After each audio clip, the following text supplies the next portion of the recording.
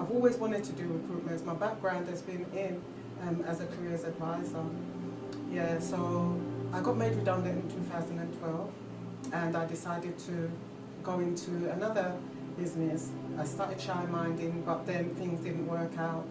So although I loved health, I was looking for something in health. So I started to work within the community as a healthcare assistant, but the work wasn't coming enough and the pay wasn't enough. So I remember that I had emails coming through from RSU, and I decided to come to one of the training where Joe spoke about the recruitment industry.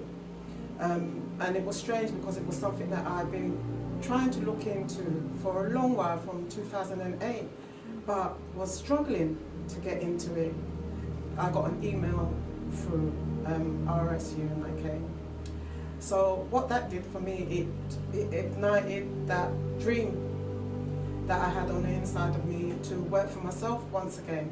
And through all of the information that I received, I gathered that after Joe had spoken about RSU and how the industry is a booming industry, care industry, and how there's a need for recruitment agencies independently.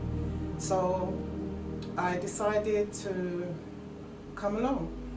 I said, you know what, it's either now or never. So I received an email. As I started to read the email, I got halfway down the email and it talked about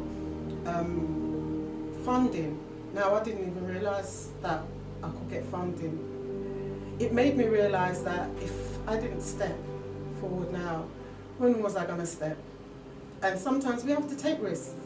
We have to take risks to realize our dreams, our goals, and the things that we want to do in life and the people that we want to help. And you know, I'm all about helping people, but I also know that I need to help myself.